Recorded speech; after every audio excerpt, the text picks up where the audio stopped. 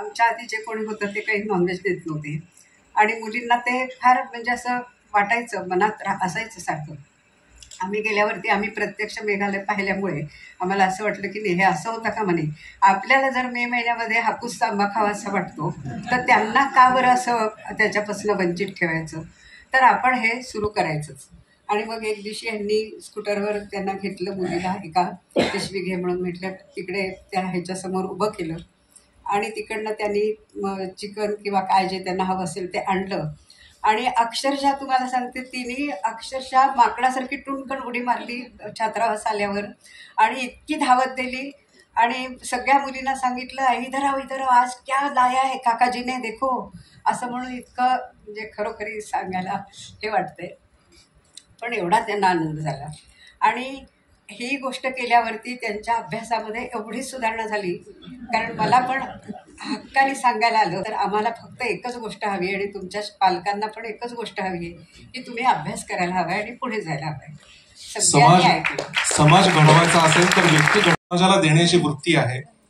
देश हमें देता है सब कुछ, हम भी तो कुछ देना ही खऱ्या अर्थाने. पण ह्या सगळ्या प्रेरणेमागे आई बाबा आणखी घेण्याचं जे काही शिक्षण तिथे होतं, ह्या 3 गोष्टी माझ्या मनामध्ये किंवा विचारामध्ये होत्या.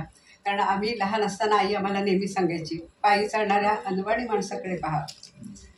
ही जाणीव जेव्हा ती करून दिली तेव्हा हा विचार मनामध्ये आला की आपण काहीतरी हे करायला पाहिजे. आणि बाबांचं तर आम्ही प्रत्यक्ष म्हणजे कृतीच पाहिलेली आहे की एखादा माणूस थंडी हे होतोय कलकत्त्यासारख्या ठिकाणी किंवा काही, तर स्वतःच्या अंगावरचं शाल त्याच्या पाठीवरती घालणं वगैरे अशा प्रकारची जी प्रत्यक्ष कृती होती ती त्यांनी केली. ती माझ्यापर्यंत करावी अशी मला वाटली. त्यांनी मला बुद्धी दिली. रामरायांनी माझ्याकडनं करून घेतलं म्हणून माझ्याकडनं हे झालं.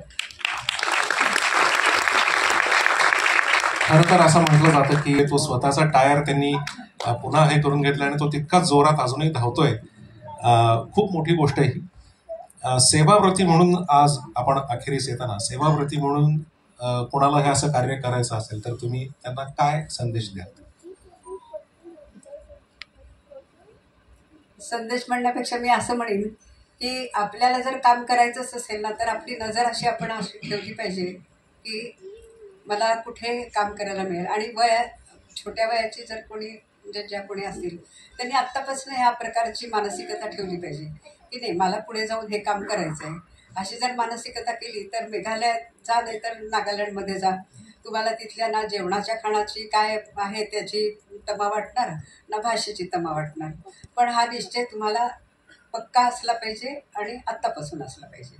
नाहीतर मग ते आम्हाला एक पद्धत शिकवलं होतं, डोळे उघडून बघा मुलांनो, डोळे उघडून बघा. अशी आपली परिस्थिती आपण ठेवायला पाहिजे तर आपल्याला सगळं दिसेल. म्हणजे आम्ही म्हणत होतो की इथे आलो तरी सुद्धा आम्हाला अजून 2 वर्ष पुढे तरी आम्ही प्रोजेक्टवर काम करायला तयार आहोत. पण आता छात्रावास झालेला आहे आणि वास्तू छान झालेली आहे तर तुम्ही इथे राहा म्हणून आम्हाला काही कुठे जाऊ दिलं नाही. उगाच आपल्या लहान मुलाला दाखवतात तसं इथे बघा तिथे वर्ष राहिला, तसं तुम्ही दुसऱ्यांना तयार करा. आणि मग घरोघरी जायचं, त्यांना काही म्हणजे काही ज्या आमच्या गोष्टी अशा कानावर आल्या होत्या की ते रिटायर झाल्यावर किंवा ह्या व्हॉलेंटरी घेतल्यावरती आता अशा प्रकारचं काम करणार. मग आम्ही त्यांना जाऊन भेटायचो आणि अशा प्रकारचं भेटायला सुरुवात केली. बऱ्याच ठिकाणी जाऊन प्रोजेक्ट दाखवायचे वगैरे अशा प्रकारचं. पण प्रोजेक्ट बघायला सुद्धा कोणी आलं नाही. आणि आम्ही ज्या वेळेला त्यांना म्हणायला गेलो त्यावेळेला 1-2दा त्यांनी आम्हाला म्हणजे आम्ही भेटलो त्यांना, पण नंतर परत प्रोजेक्ट बघायला जाण्यासाठी फोन केले तर तो फोन त्यांनी उचलला नाही. ह्याच्यावरून आपण समजू शकतो काय करायचं ते. या प्रेरणेतूनच हे कार्य उभं राहू शकतं.